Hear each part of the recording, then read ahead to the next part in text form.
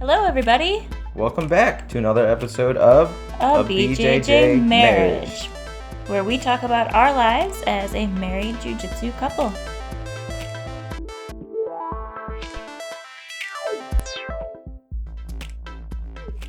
Two, one, Fight! Kumbatch! Yes. Hello. Hi. Welcome. Oh, we never recorded a new intro. No, we did not. We need to record a new intro. Maybe. We should do that In sometime. case you haven't been listening to other podcasts, we don't really say our names. So, and we've apparently been getting more people listening to us. So it's probably good to at least introduce ourselves. So I'm Brittany. I'm Nick. Welcome to another episode of A BJJ Marriage. Yes. It's episode 43. And you know what I was thinking about today? And how crazy it is that it is 43, so we haven't been doing it quite a year yet. But we did skip 2 weeks, so really it should be like 45, 46-ish. But even still, that's not a full year. But I do remember it was December last year, and we were driving up to the Dells, and we were talking about starting this. Yeah? Do you remember that? It was late at No. night. We were driving up there before a competition, and we were going to stay the night in a hotel with like Miguel and Michelle and Nick Bontempo and Dave and all of them. Yep. And we were just talking about how it would be really cool to start a podcast from a female white belt perspective. Like, it was supposed to be originally my thing. And then I was just like, well, I don't really want to do it alone, nor do I have the knowledge to go off about it. Yeah. So I was like, why don't you start it with me?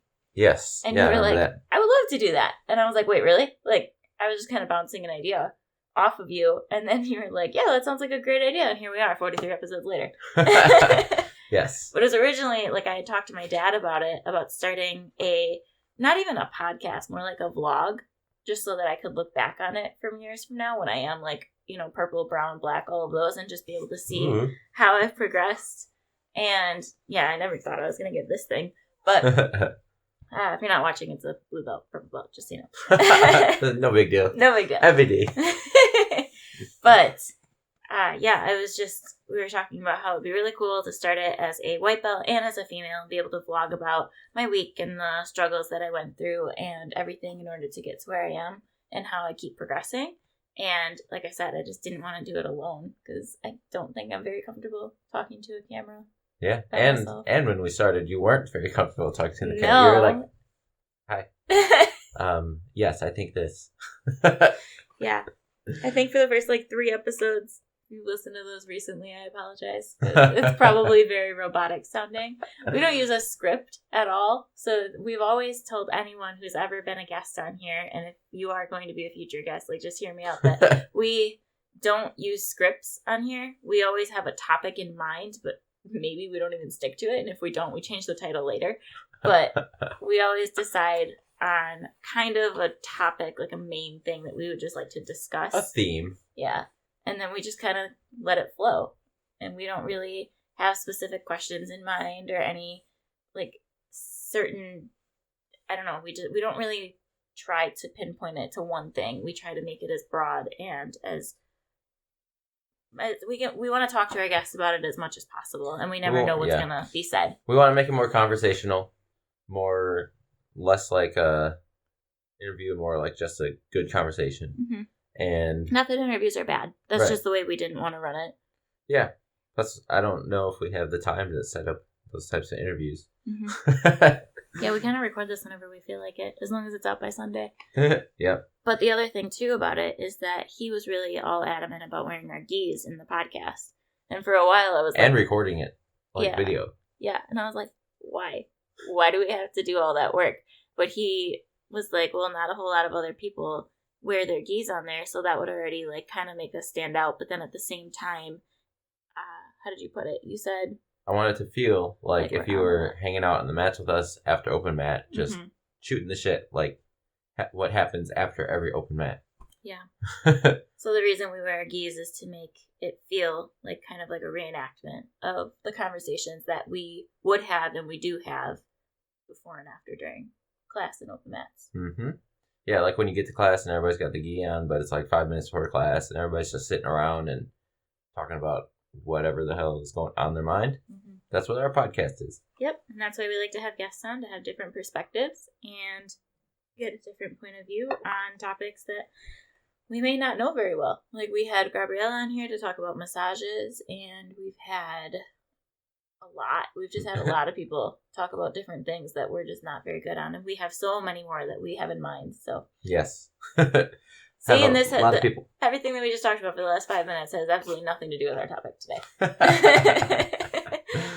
Yeah, it has jiu-jitsu in the same theme, but you know how we started. Yesterday, we were working at a Fuji tournament, and it was the first time that we had worked at a tournament. We've been to many tournaments before as competitors, as coaches, as just supporters, and I think the main driver here for me was everybody's always very critical on the refs. And even if you watched back to our IBJJF episode with Brent and Dave, half that episode was talking about criticizing the refs. And me, in my life coaching business, one of the main things that I try to instill in people is to not be judgmental of other people because they are just people, right? And think of it more so how you view yourself in the world. So when we look at ourselves, we see like why things happen and like the background or why we might do certain things that other people might not like. But when we look at other people, we're always like, why would they do something like that? That's such an idiotic move or whatever it might be at that point in time. And ultimately, I really wanted to gain the perspective of what it's like to be a referee, to be on the other side of that wall, the ones that people always blame or criticize, or sometimes they're like, yeah, they were a good referee, but you don't hear that often. Just like in a lot of industries, you hear about people complaining about bad stuff, but you never hear people talking about the really good ones or anything good that a referee has done. I would disagree with that just a little bit. I mean, yeah, there's definitely more. Oh, that referee definitely didn't give you your points when you should have, like 10 seconds. You held that position for 10 seconds and you still didn't get your points. Yeah. That's kind of a joke with us. Yeah. But, I mean, we do also talk about, like, oh, well, that ref gave you points and you probably shouldn't have, but that's okay. Like, that's cool, you won. Like, we've said that before, too. Like, I wouldn't have probably given you those back points, but they did, so that's cool. Like, I heard someone say that yesterday. I heard someone say, I wouldn't have given those points, but all right. And I was like, Yeah. But yeah, so I wanted to gain that perspective, and we're going to dive into that a bit more. But I also wanted to involve Brittany, and they had lots of spots open, and she was able to come be a scorekeeper and work on my table, which ended up being a very long day. Yeah. Yes, it did. How did you feel when I asked you if you wanted to work it? Honestly, I was excited about it because I knew it wasn't a rough job. Oh. I didn't have to take the grunt of the work. But, I mean, something that I've been working on a lot, and I want to also make a shout out to Bernadette, too, from Illinois, from Top Level, yes. I want to say MMA? Top Notch, and that's not right. Top Level MMA.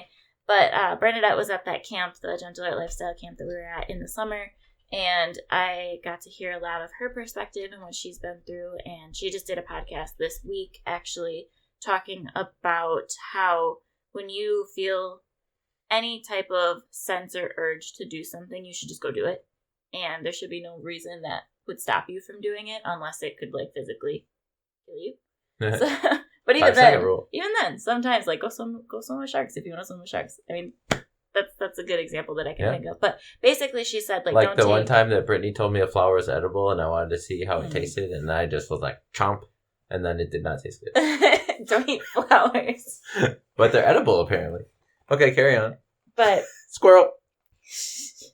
Yeah, so I listened to that on Friday. And, I mean, I had agreed to do the Fuji tournament way before then, but she just kind of reiterated what goes through my head about when you feel like you want to do something, just do it, and why wouldn't you?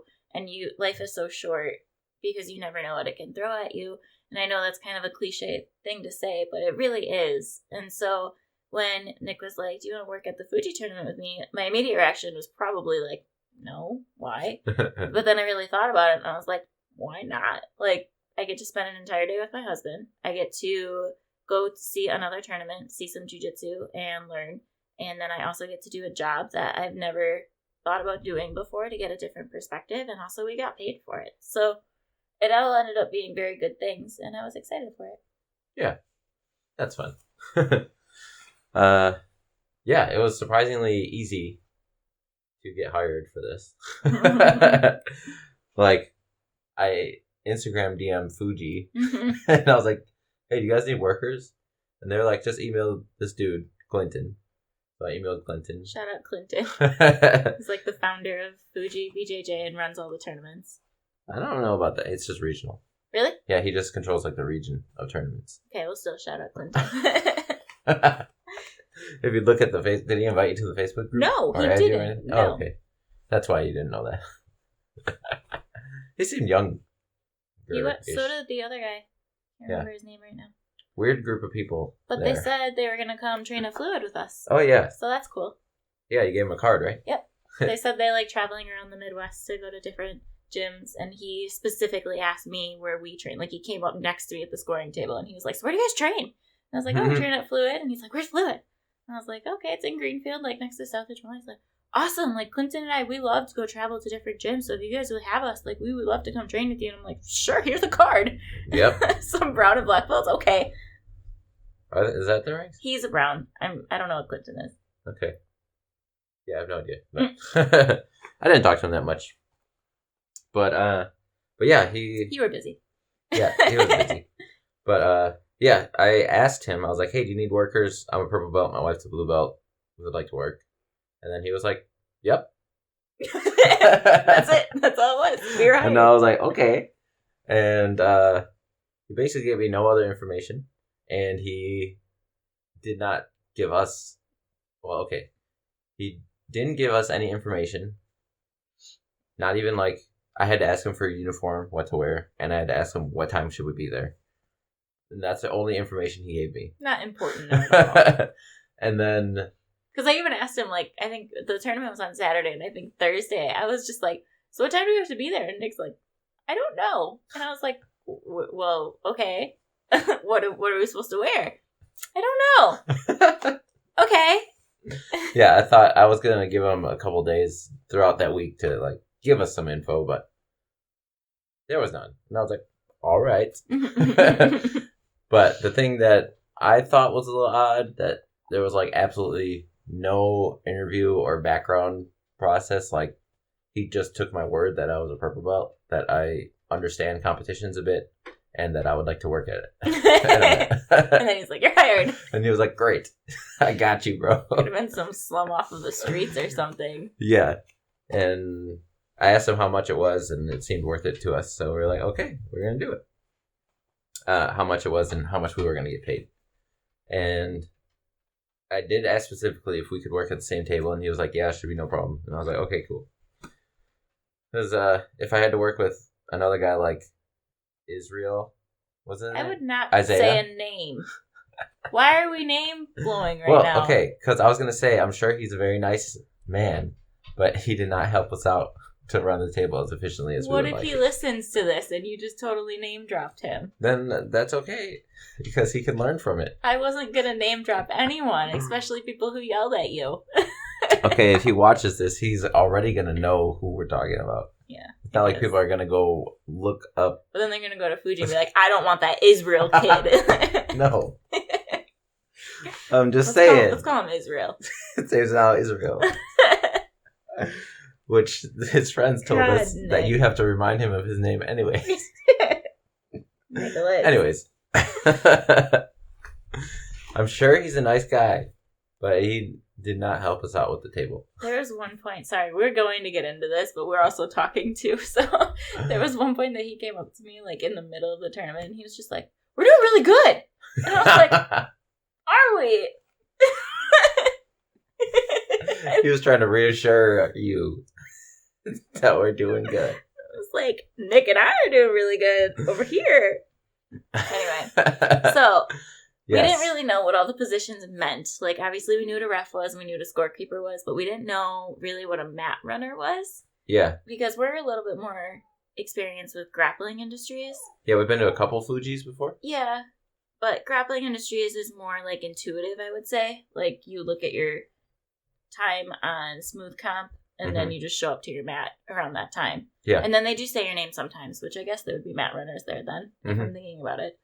But they don't pull you into a bullpen like they do at IBJJF, because that's kind of what Fuji was to us. It was like a mini wannabe IBJJF type of thing. Yeah, they were emulating things that work in other tournaments. Yeah, so they had a bullpen, which is just, for those who don't know, where competitors go into a blocked off area where they can, up next. Yeah, when the mat runner can call them into the bullpen and then walk them to the mat and tell them, okay, this is going to be you. You're going to be up in the next 5 minutes. Make sure you stay in this area.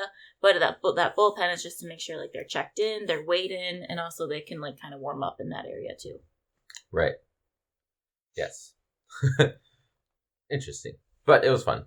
But yeah, so what was I getting at with that? Oh yeah, so I was talking about Israel. No. I was talking about there was no training of whatsoever. So the training that we did was the week leading up. I looked at the technique list just a few times. Like, yeah, I'm pretty sure I understand my division. But have you ever looked at a technique list and then had to understand every allowed technique for every single division? And then like try to remember it?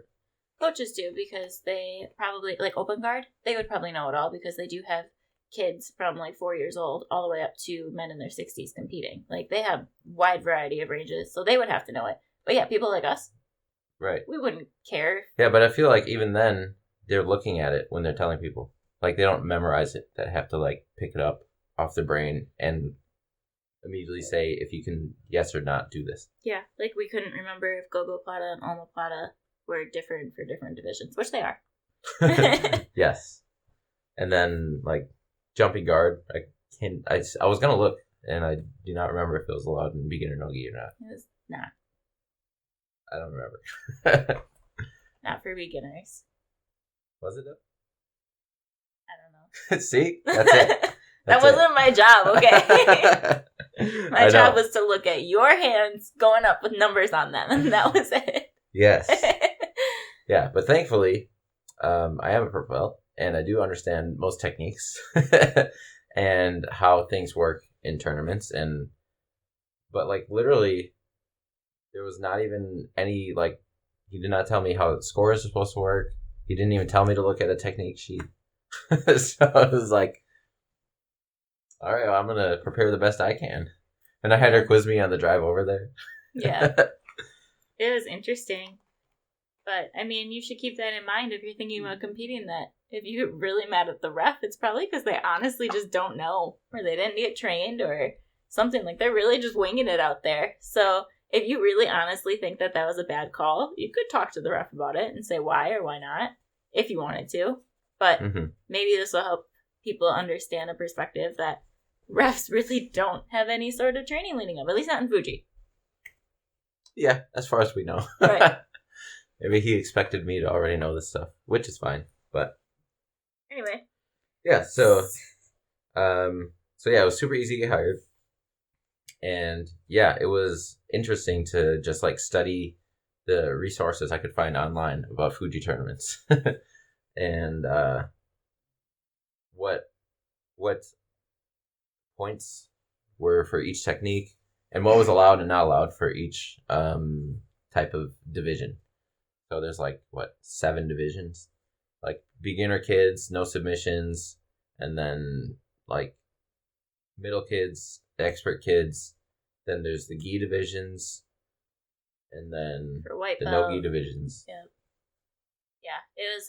There's a lot to look at and a lot of techniques to try to memorize. Thankfully, it was pretty intuitive. You could pretty much guess it. There was just a couple things like gogo plata and jumping guard and wrist locks and things neck like cranks. that. Yeah, but like heel hooks and things, like obviously you can't do that in the gi. Mm-hmm. And then also like a lot of those are just for brown and black belts. It's not really for anything below. So like a lot of it was stuff that we've already had drilled into our brain. There's just a couple little minor differences that we were trying to remember, like the point system. That went real well. It did go well. It did. It did for a little bit, kind of. Whoa, you're making it sound like I was terrible. No, you weren't terrible. It was just funny because we were trying to memorize the rule set, and we said on the way there, we're like, okay, so a sweep, a neon belly, and takedown? And a takedown were all 2 points. Sweep, neon belly, takedown, 2 points, done. Mountain back, 4 points. We all know that. If you compete, even if you haven't competed, that's pretty self-explanatory. And then a guard pass was 3 points. We're like, this is really easy. We can remember this. We didn't realize until after the kids division that we were missing and mixing up sweeps and guard passes. So everyone who did a sweep got 3 points, and everyone who did a guard pass got 2 points for quite a while. For probably about 15 matches, actually. Something like that. So, thankfully, they're all landslide victories. Yeah. And I don't think it would have changed anything. So the way we realized was because there was this coach, because I was at the score table, so I was directly next to one of the coaches all the time. And the coach was like, what were those 2 points for? And I looked at him and I was just like, oh, it's for a guard pass. And he was like, guard passing is 2 points? And I was like, yeah, it's different here. And I was like, and neon belly is also 2 points. I feel like that should be more. I was totally making the conversation. But yeah, neon belly and guard pass and takedowns are all 2 points and sweeps are 3 points. And he was like, so it's opposite of IBJJF? And I was like, I don't know. I don't make the rules. This is what it said. And then he was like, okay. And then I really started thinking, and then he started thinking, and then we looked at it and we're like, dang. Yeah. We mixed up the sweep and the guard pass. For a little bit. Luckily, there weren't that many sweeps. There was literally no sweeps.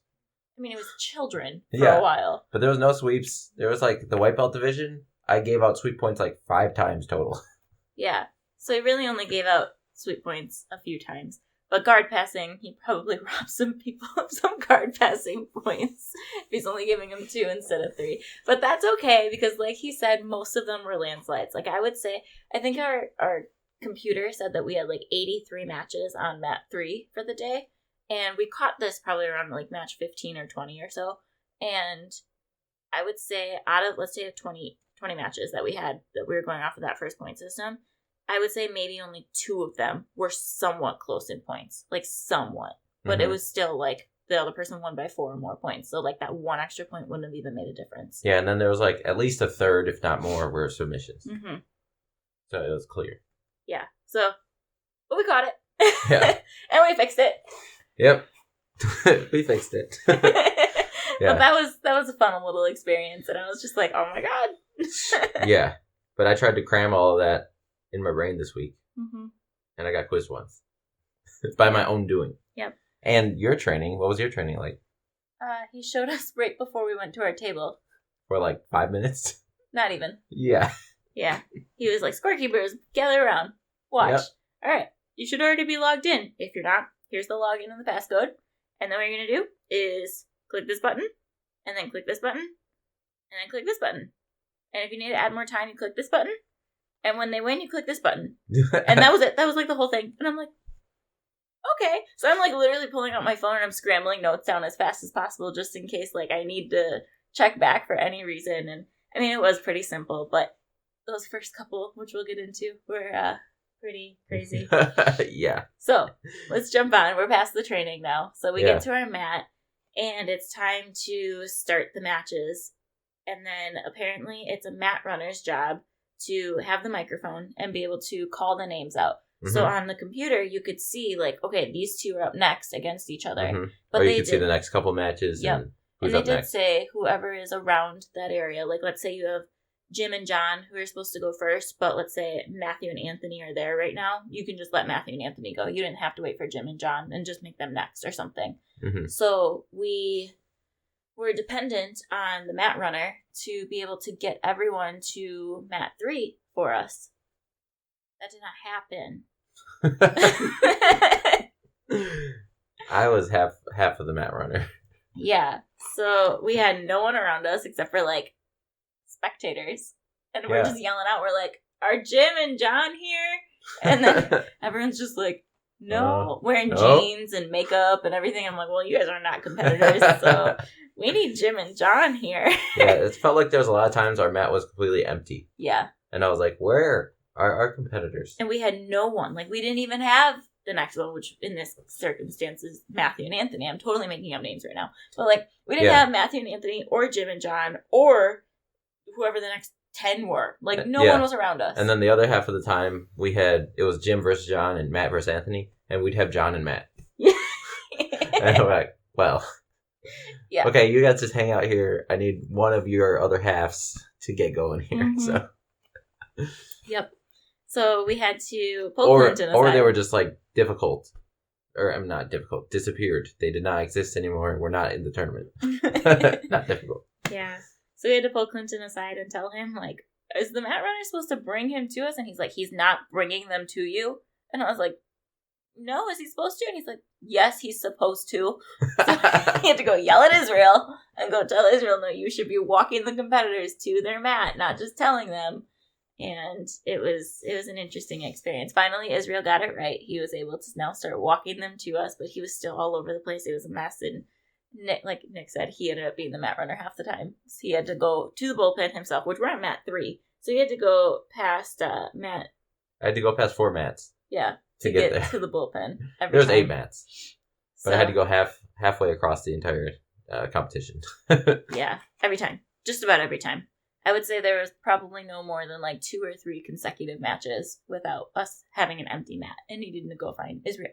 It was terrible. And like, we don't know anything about what a mat runner's job is because we've never experienced it. So we were trying to be open-minded. But then like, Nick is a very happy person, okay? Like, Nick doesn't really complain about anyone ever. He's very genuine. Like, he's always smiling, except for when he's reffing. And then even he came up to me, he's like, how did we get the worst mat runner ever? Oh my God. I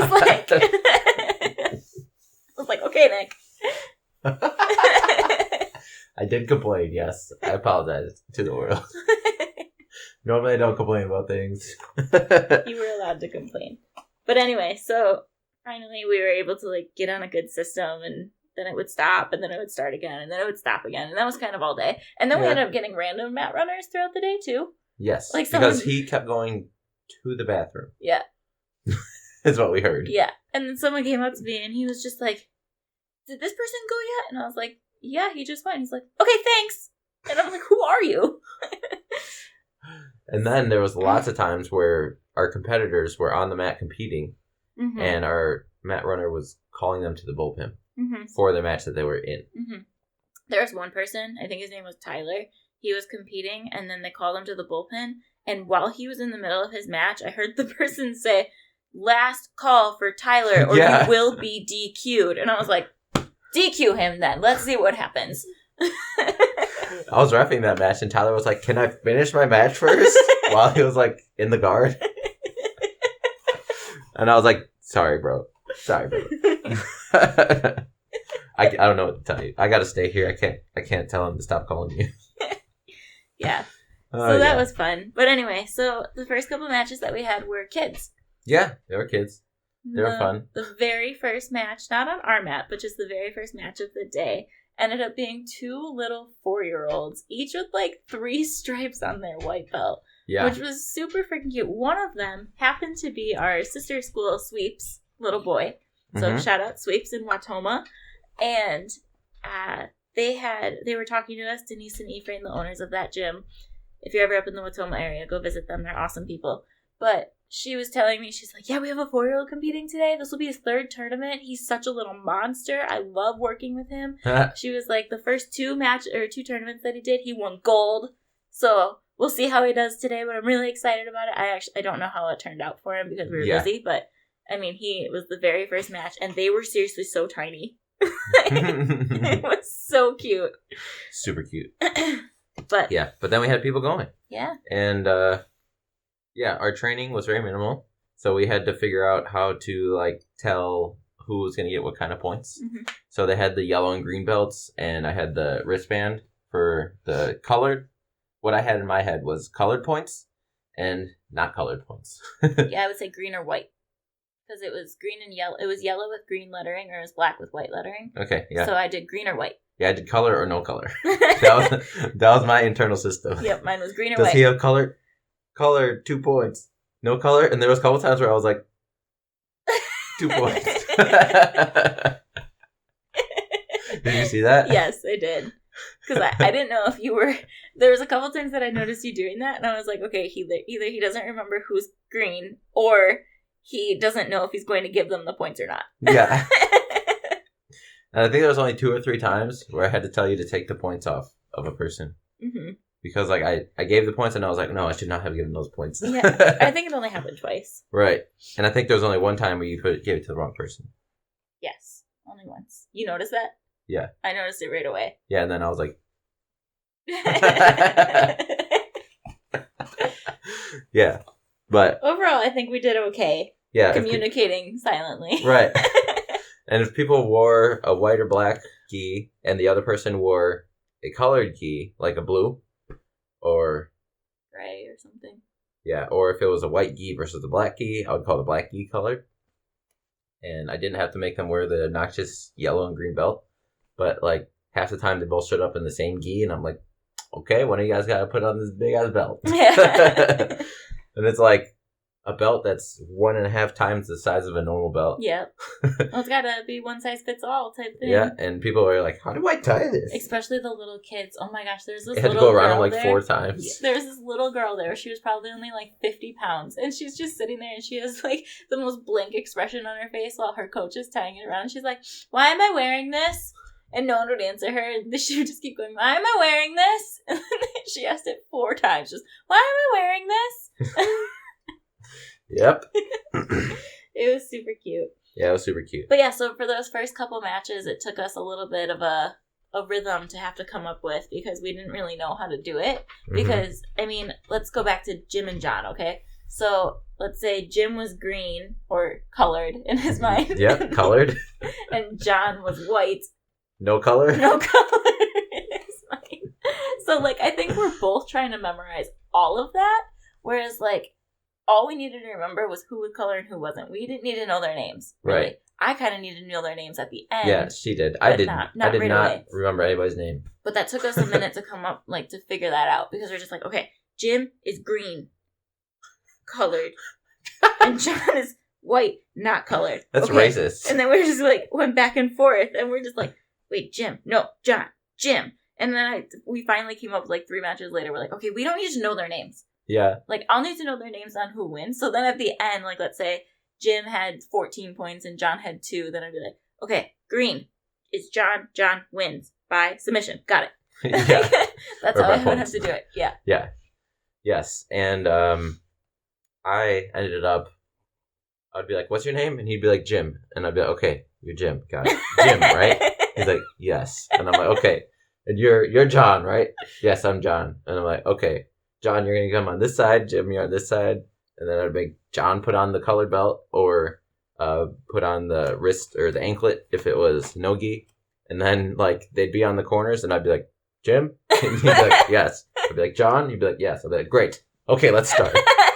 And I'd look at the screen to make sure that the color was on John. And I was like, okay, we can do this. Well, I started figuring it out for you so you wouldn't have to worry about that. Because right. I was just like, okay. Well, I wanted to know their names right away, and I was like, okay, yes. Well, if John is on this side, then he's green. Right. I always put the colored side on the same side, which I believe helped you out yes. a bunch too. Yes. But I wanted to be consistent with that, like, this side's colors only. Racist. Only the green people over here. Hey, you know what? I did have black people on the non-colored side, so. Not every time, though. Let's just say that. So, that was our mindset. And we finally came up about 3 matches in. We're just like, okay, this is not as hard as we're making it. So yeah. We'll figure this out. Yep. But yeah, then I would call them onto the mat. What were you going to say? Oh, you keep going. Yeah. Then I would call them onto the mat. And I would shake their hands, shake the other person's hands, make them shake hands, split them up by just an inch or so. And then I'd just say, let's have a good match. Fight! And then they started. And I was like, woo! Just like that. Yes. So we saw some very cool matches, I would say. It was very different for us to be there. Oh, there was one more thing I was going to say about starting the matches. Okay. I was going to say there was no indication of what division they were in unless you read it. So, like, it's not always the same division that you're running. It's going in between a few. So I had to look at the title of the match for every match also to figure out what rule set I was trying to play in. Oh, yeah. because thankfully we didn't have to keep track of time at all. That was all computerized. So, I didn't have a belt to throw at you. I know. I was really upset about it. I know. There was a couple times where you're like, time! And I was like, time! But like, we'll talk about it, but I was really getting in there.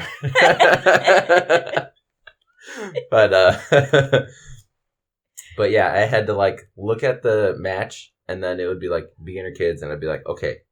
And then also with the beginner kids, we had to check with the coaches and the kids if they want to do submissions or not. Yeah, that's right. Because the kids, like if they were under 8, it was up to the coach's discretion if they wanted submissions or not. Mm-hmm. And so like sometimes we get this really fired up kid like, yeah, and then the other one would be like, nah. No. But if one says no, you just can't do it. It's consent. Yeah. Consensual jiu-jitsu. Yes. How nice. And then you'd hear the coach tell the really riled up kid, he's like, okay, we can't do any submissions. And the kid would be like, okay. And then me, I'd be like, oh, this has to go all 3 minutes now. Yeah. But yeah, so there was that, and then there was like gi or no gi. I would have to look to see if it was beginner or intermediate. Oh my gosh, and then our mat runner kept bringing us no gi people when we weren't done with our gi division yet. Yeah. We're like, no, I need Thomas. And he's like, well, here's Ben. And I'm like, I don't care who Ben is. I want Thomas. We gotta finish gi, then we can do no gi. Then we do adult gi, and then adult no gi. He did that with a couple of kids, too. He kept telling me that this kid wasn't there. And then she showed up for her no-gi match, and I was like, wait a minute, where were you for your gi match? And they were like, I don't know, they never called us. I'm like, you still have a gi match to do. Why don't you go put on your gi? Oh my goodness. That was a mess. Yeah, it was kind of a mess. And she was like, I'm sorry. Like, the mom was so apologetic. I was like, it's not your fault. And I think she was, like, mad at us. And I'm like, it's not our fault either. It's Israel's fault. Oh, yeah. So, yeah.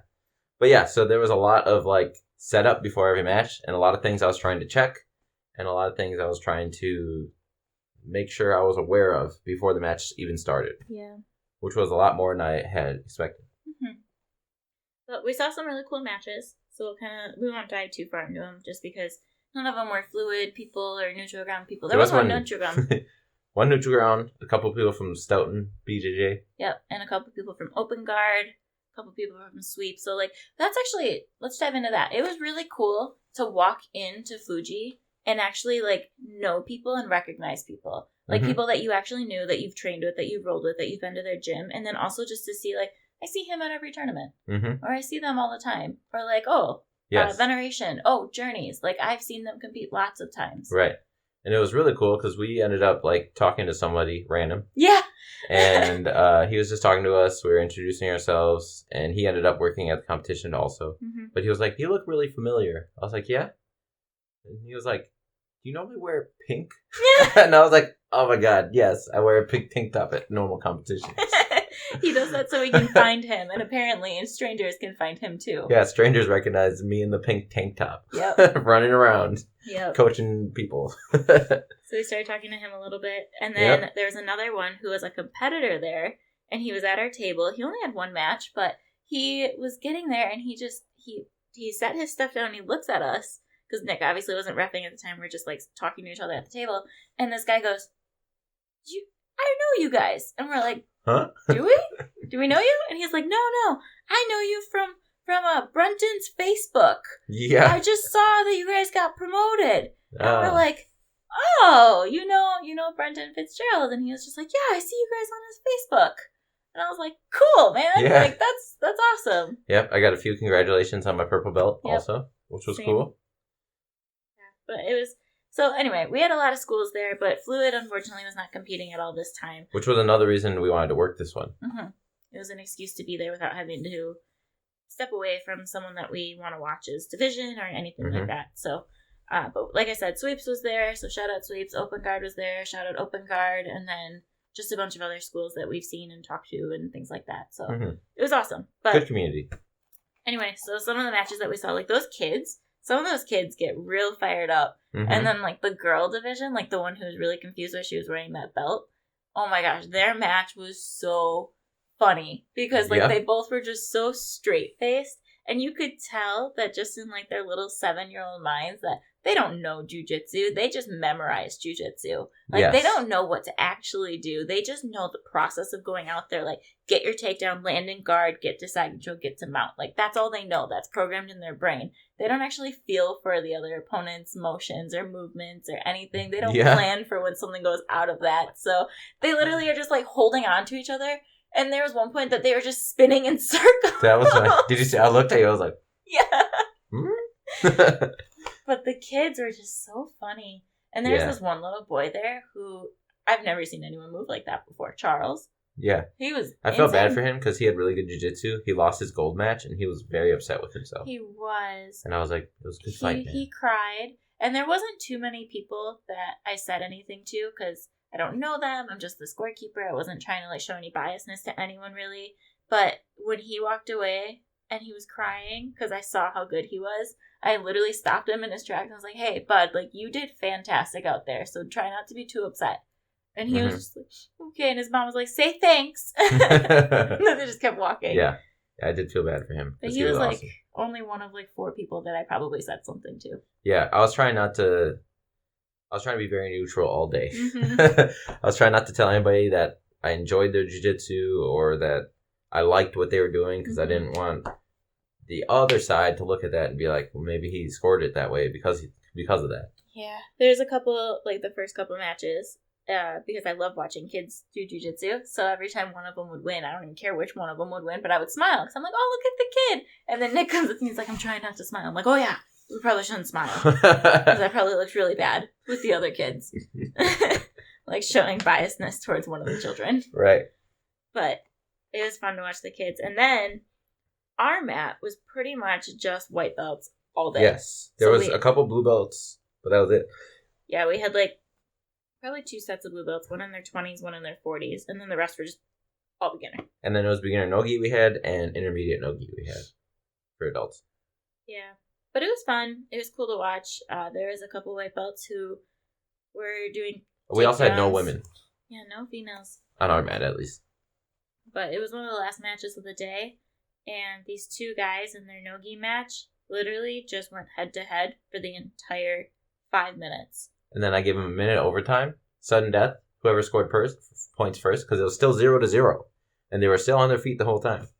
And they still did the same thing for a whole nother minute, which I expected them to do, but I was like, please somebody pull guard. Please somebody pass their guard.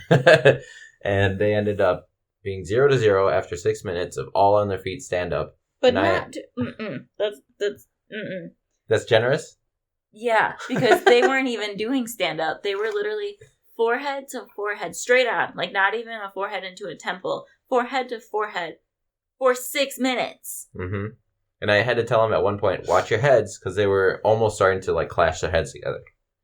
I don't know if you heard that. But, no. And the coach was like, good point. I heard him say that.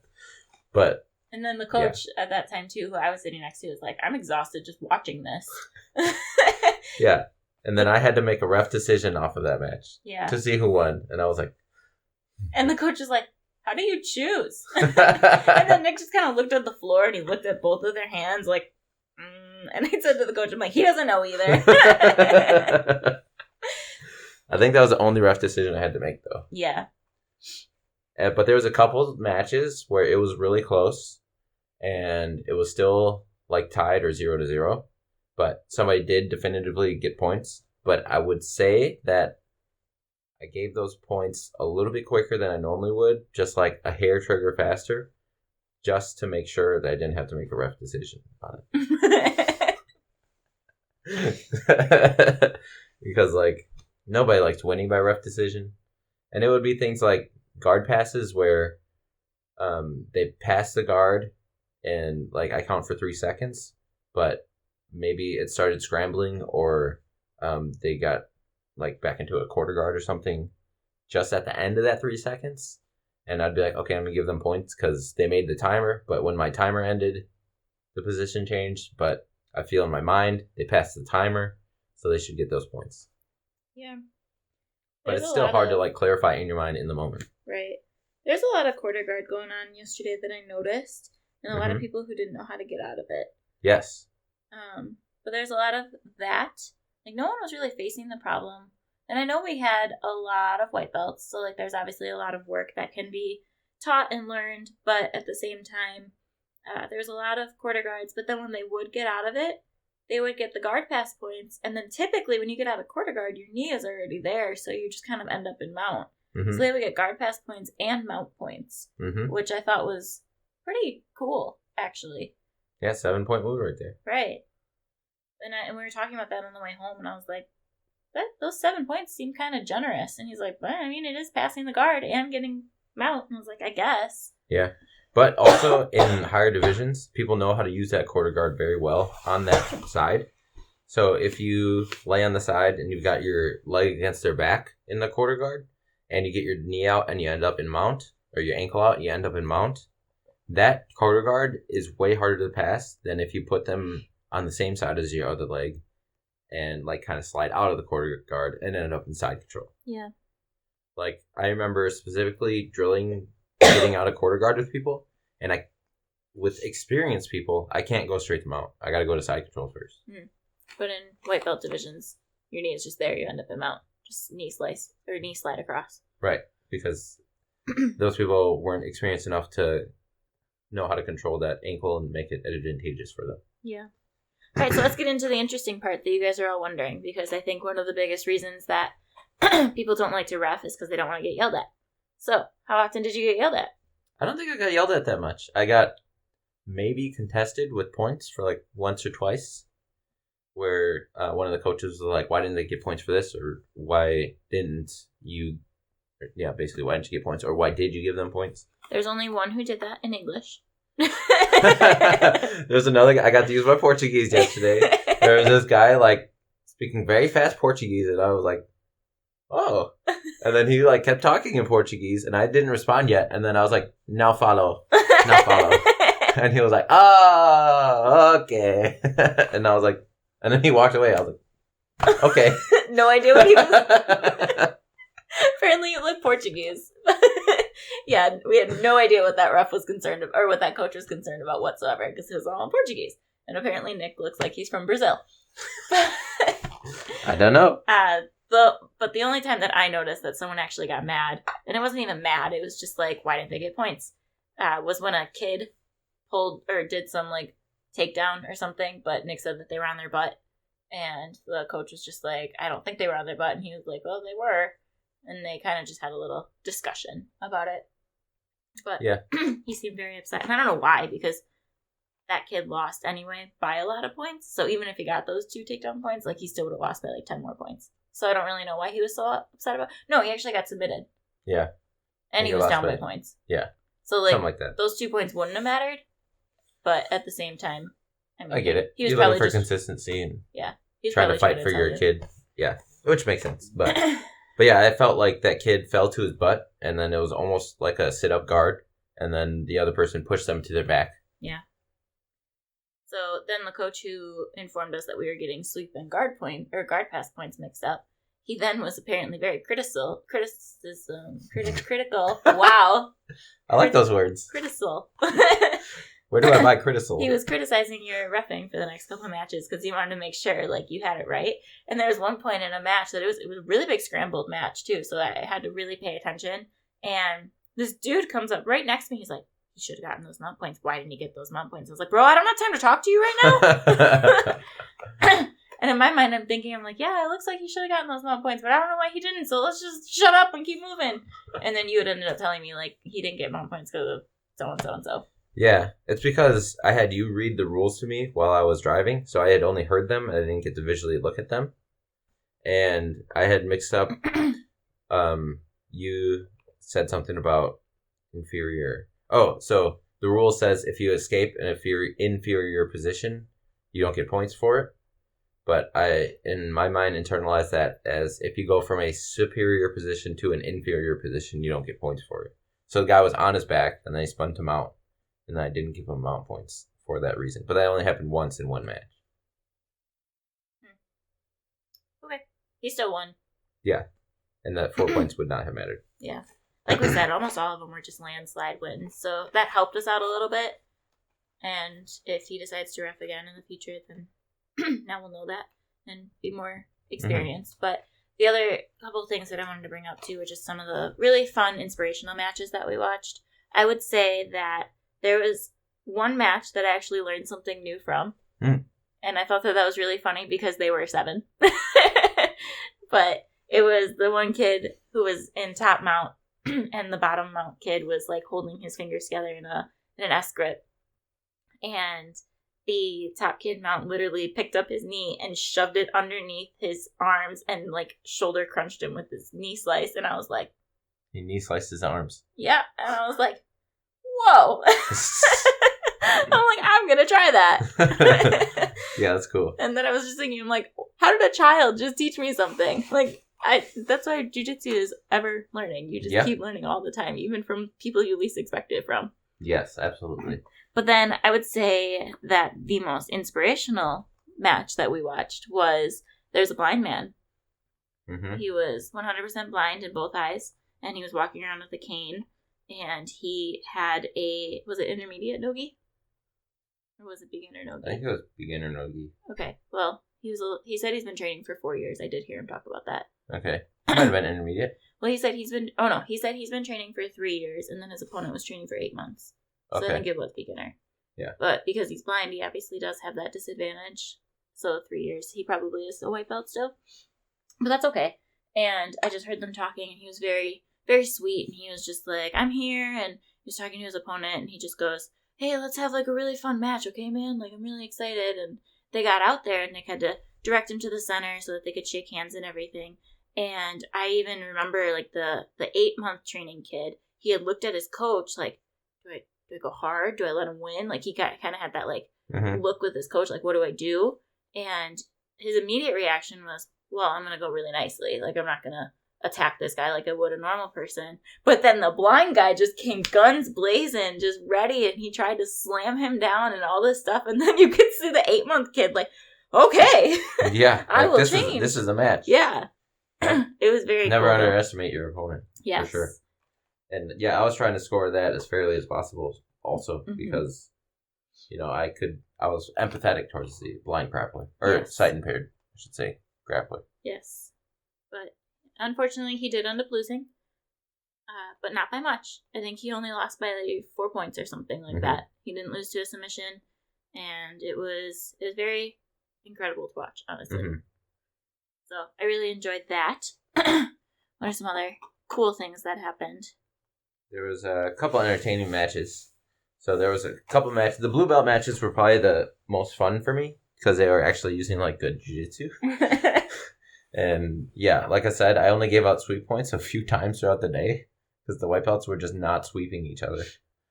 Like they would start for a sweep and then it would end up in a scramble. Yeah. Or, yeah. Yeah, that happened a lot. Or they would just get mounted and then escape the mount every time. And it was like, somebody sweep. Right. But, so the matches started at 10 a.m., I think. Yeah. Is when they started. And we didn't have our last match until like 7. I think it was like 6 something. It was like 6:54. Really? Yeah. Yep. Oh. It was crazy. We were the last map out of the 8 going.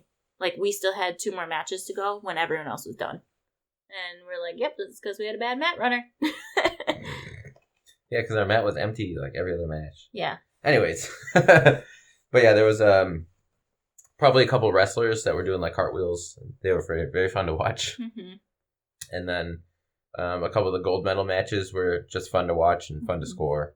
And there was a lot in me to hold back all of the coaching that I'd want to give people. Yeah. Because I was like, oh man, you could just do this or that's not going to work. Yeah. But like, I was just like, nope, I just got to watch it. There were so many times that I saw people going for back mount and they weren't getting their hooks in. Yeah. Like they were just holding and I was like, I wanted to scream so bad, hooks! Yeah. Hooks! But I can't do that. Yeah. And also apparently if you cross your feet, you're not supposed to get back points either. So I was waiting for people to put their hooks in without crossing their feet sometimes. We did have one questionable points occurrence happen because it was a beginner no-gi, but it was a gold match. So they had both already won. They both had proven that their jiu-jitsu was pretty good already. And one of the kids technically jumped guard, but not like literally. It was a jumping guard with a guillotine that fell right into a guard. Yeah, it was half pull, half jump, but he had the guillotine grip already, and then he like pulled him to the ground. Yeah, so he didn't like jump and then get the guillotine. He had the standing guillotine, and then he jumped to pull him down. Yeah, or he like his feet left the ground as he was pulling him down to the ground. Mm-hmm. So Nick ended up giving him. He got the submission. Yeah, that's what it was. You didn't give him any points, obviously, because it's not a point system, but he got the submission, and then the coach was just like, hey, ref, like, they're beginners, it shouldn't be jumping guard. And then we're like, was that really a jumping guard, though? So let us know what you think on that. Standing guillotine to jump into guard pull. Yeah, and it's not like we have, like, an instant review camera. And I'm not sure what it would be like to reverse any calls that I had made, and I didn't want to go down that road. Oh my gosh, there was one time that freaking Dan LaPaz from Open Guard, shout out Dan, we love you, but he came up to us, and it was in one of our times that we didn't have any matches going, and Dan was like, yeah, so there's been probably quite a few complaints happening here on mat 3, and I just looked at him, and I was like, what? And he was like, yeah, one even said that it was, like, the worst that they've seen in the United States. And then Nick was like, he's just messing with us. And I was like, what? I was so upset. I'm like, what? I know we had the points wrong, but, like, really? And then he's like, I'm just messing. No one said anything. Oh, yeah, that was hilarious. I was so sad, though. You were. Like, oh, my God. I was like, Brittany, come on. Dan's going to be the guy that comes and tells us. Hey, who knows him? I'm so mad I can't even tell them. You go tell them. And then Clinton ended up messaging Nick this morning saying, yes, he didn't know that it was my first time working an event, and he had 0 complaints about my reffing, so stellar job, he said. Mm-hmm. Yeah. So in the end, it actually all ended up working out pretty well. Would you do it again? We'll get to that question. Okay. But I did want to bring up also that, like, when people were getting choked or when, like, there was a submission that was happening, I was way deep in there. Like, I was on the ground and I was, like, looking to make sure they weren't going to, like, pass out or they weren't going to, like, break anything. There was one guy who was in a rear naked choke, and it was no-gi. He was not tapping, and it looked, I was like, I know that position. I know he's under your neck, and if you don't tap soon, that's going to be, like, your jaw is, something's going to happen in your jaw. And after I thought that thought, I could hear his jaw, and it dislocated. And it was like, it made like this noise, and it like had a thump to it. And like, I stopped the match immediately, and like, it popped right back in, and he was like, oh. But he did not tap. He did not pass out. His jaw just dislocated. And I was like, oh my God, are you okay? Do you need something? Yeah. And he was like, no, it's just my jaw. I'm really good.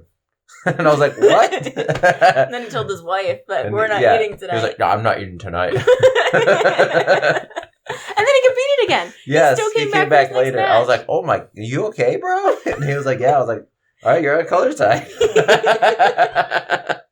He even told him to, like, after that, he's like, go get some ice or ibuprofen or something. Like. Yeah, I was like, do something. I don't feel right. That was funny. Yeah. There was one submission that Nick couldn't see because he was on the opposite side of them trying to make sure that the people who were going wild on mat 4 wouldn't fall on them because they already had, like, 4 They had already came into our mat area, and I literally neon bellied him until I moved away to protect them from my competitors.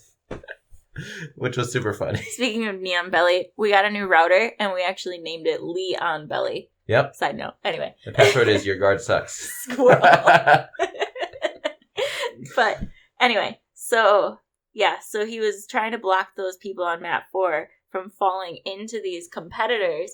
Yep. And the dude was sitting up there, and he was doing, was it an X choke or was it an Ezekiel? It was something like that. It was an Ezekiel. And he was just sitting on him, and Nick was by the feet, but the dude was like handling his neck, and then all you can hear is the guy on top going, he's tapping, and all the coaches and I are like, tap, tap, tap, and then Nick was like, tap! I was like, stop! But he couldn't see it because he was trying to make sure they wouldn't get crushed, and so it was a really bad situation. And then the dude who was on bottom, he just got up, he's like, I'm not dead. He's probably like, shit, I could have fought out of that more. I was like, I'm so sorry, guys. And then the guy on top was like, you were tapping, but I couldn't let go because the ref didn't stop it. Sorry, guys. He's like, I'm not dead. But like, yeah, that was rough. That was a rough moment because they had already fallen into them once, and I had pushed them back, and like I said, neon bellied them to get away. And then the ref pulled them back to the middle, like, okay, we can't be here. Yeah. But yeah, that was kind of wild. Mm-hmm. I got hit a couple times in the face, but like I was dodging people, but there was a couple times I got glazed by like their hands or feet or something because, like I said, when they were around their neck, I was in there making sure, ready to stop it if I needed to. Yeah. Especially with the kids, I was really watching them, and there was a few people that I was like, you probably should just tap to that because you're gonna feel like shit for the next 2 weeks. But right. Whatever, bro. Yeah, there wasn't really anything super significant that happened besides the jaw break and then the submission that we didn't see. Mm-hmm. But besides that, nothing really happened except for one of our competitors on mat 3 apparently was the person who got stretched out on a stretcher. Not on our mat. It was like they were off to the side after the match at some point. Yeah, and they were saying, like, we need medical to the bullpen right now. Medical. And then, like, 5 minutes later, they were like, is anyone a doctor? We need a doctor. Is there any doctors in here? Like, it sounded very serious. And we just kept calling. We're like, where is this person? Let's say his name was Tyler. I don't remember his name. They're like, where's Tyler? And then I just kept looking around. And I kept telling, like, his opponent, I'm like, we're just waiting for your match Tyler to show up. And then some woman comes up to me in the middle of a match, and she was just like, are you guys looking for Tyler? And I was like, yeah, do you know where he is? And she's like, well, he's the one that just got put out on the stretcher, so he's not coming. And I was like, oh. Okay, I will forfeit him. Yeah, that was interesting. But yeah, what else interesting happened while we were ref? There was one point where I was on one side of the guillotine, and both of the coaches were on the other side of the guillotine, and I was looking at the guy's face and arm to see if he would tap, because I figured he was defending with this arm and would tap with the other arm, and both of the coaches said he was out. Yeah. And that his arm went limp, and then I stopped the match, and he immediately looked at me like, why'd you stop the match? And I was like, and I looked back at him and I was like, huh? You're not out? And then both the coaches were like, what happened? Both of the coaches were like, I'm sorry, man, I thought you were out. You went limp. And both of the competitors are just sitting there dumbfounded like, yeah, what? I was like, I'm just sorry you guys standing. But both of the coaches were like, I thought he was out. So I think that was, I don't even remember what the timing was, but I had paused it. And then he started him standing, and I was like, start? Yeah, I was like, start it. Fight. That's the same guy that got his jaw dislocated. Yeah. So, rough day for him. But also, it was the same match, actually. It was the same match. Also, there was one guy that got an eye poke. It was unintentional. Mm. And then his contact rolled up into his eyes. Yeah. And then we had to take a minute or two to, find his contact, put it back in. And then I just started it from there, because it was, 10 seconds into the match. And I was like, yeah, it was 13 seconds into the match, because then the other kid came up to me. He's like, hey, it's under 4 minutes. I don't know. I don't think we were going for over a minute. And I was like, no, it's only a 4-minute match, bro. And he's like, oh. Yeah, he was like, why is it only 4 minutes? I was like, I don't know. I told him, I was like, I don't know why. Yeah. Sorry, bro. But yeah. I had a couple people ask me, too. They're like, how long are the matches? I'm like, I've seen some at 4, some at 5, and some at 6, so I have no idea. It just kind of calculates it for you, and I have no idea what you're going to do, so sorry. Yep. Yeah, it was interesting. That's for sure. But, anything else memorable that happened during matches for you? I just really, really, really liked when that little girl just was staring blankly at her coach while she was trying to do a takedown. You want to show the camera what her face was like? If you're watching, she literally was holding the back of the neck, and she's so blank face. She looked like she was slow dancing or something. That's so funny. That was my favorite part of the whole day, I think. Yeah. Why am I wearing this? Yeah, it was interesting. And then we had to clean up afterwards, and we didn't get home till late, and it was kind of a lot of work. Which leads us to the question, would you do it again? I mean, I would. Yeah. I had a fun day. It was cool to watch a lot of jiu-jitsu. Yes. And it was fun to learn a new skill. It's true. So, yeah, I would probably do it again. But, again, I feel like it would have to be one of those scenarios where it's one of those oddball competitions that Fluid's not involved in, and then we could just go where neither of us are looking to compete, and then we're not there to help, like, support or coach anyone. Mm-hmm. But we did see a couple of our old Fluid members, like Leo and Mateo. Oh, yeah. Are some kids who used to train with us. And we saw them compete. They both won, which was super cool. Mm-hmm. And I think there's one other one there, too, that we saw. Pete? Yes. Pete and Joe Benson? Yes, Pete and Joe Benson. Yep. So, Pete Coolibert. That kind of goes back to you go in there and you see people, and it's just fun. The community of jiu-jitsu is growing, but it's still small. So it's always a good time to show up to competition and see new faces and new old faces and just hang out and talk. Like, we talked to Denise and Ephraim for like 15 minutes before having to ref. Yeah, so. Which was fun. We love those people. What about you? For me, it would have to be, like you said, the stars would have to align again.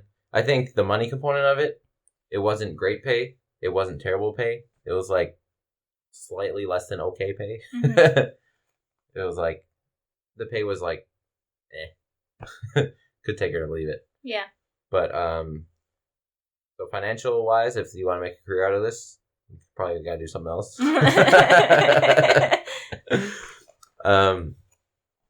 But I would much rather compete myself. I love competing.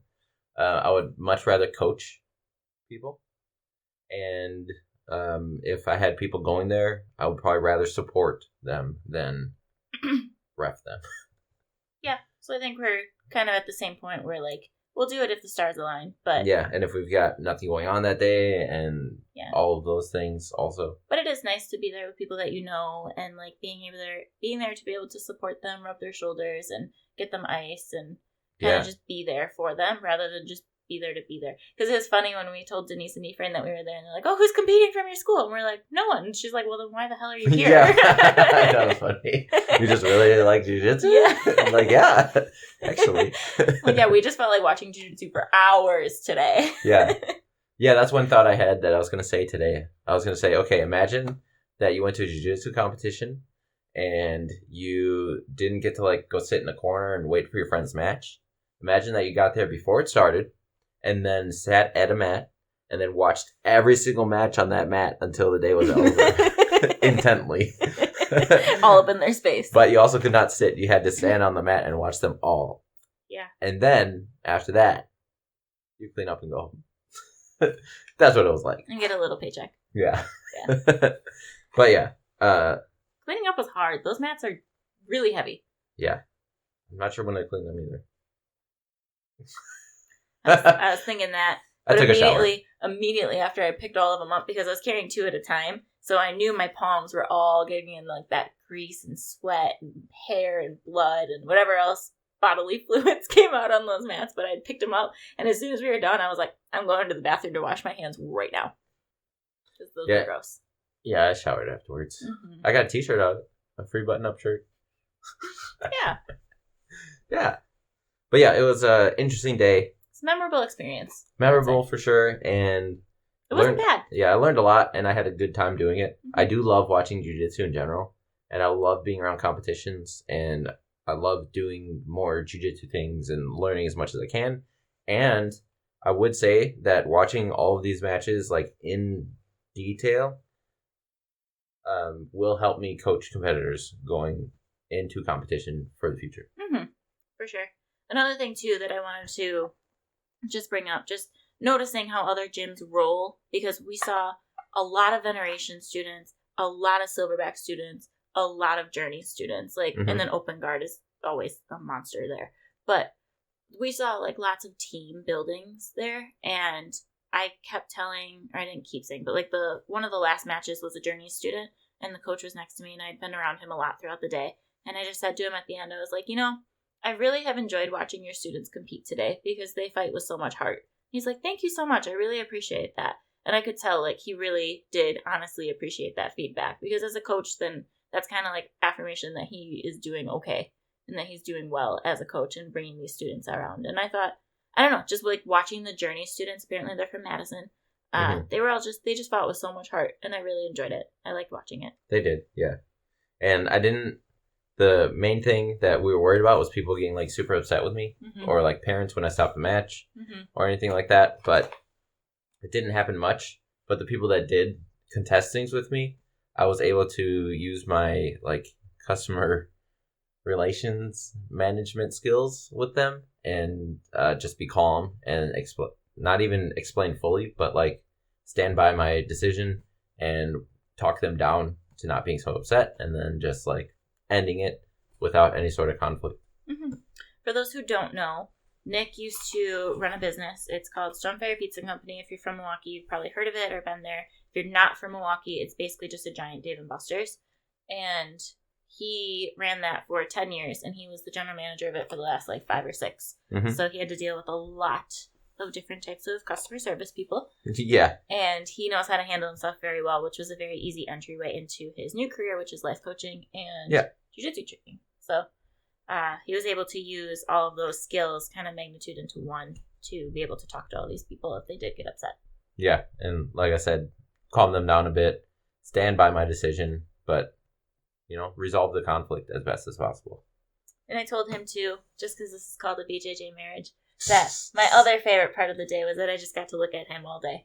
And he gets so blushy every time I bring it up to him. I'm like, I just got to stare at your sexy butt all day. And he's like, I'm like, that's it. That's all I got. And I'm like, that's it. I got to touch a bunch of sweaty men all day. Yeah, that's totally flirting back. But anyway. Yeah, it was fun. Thanks for listening, guys. I had a good time. We'll see what happens in the future with our reffing career. Yeah. Who knows? Anyways. But if you're thinking about trying something, even if it's not jiu-jitsu related, if you've thought about it more than once, you should probably figure out why you're not doing it. Yeah. And like my daily message reminder said yesterday was, it's better late than never. That you didn't do today either? Not yet. All right. I will. All right. See you guys later. Thanks for watching. Thanks for listening.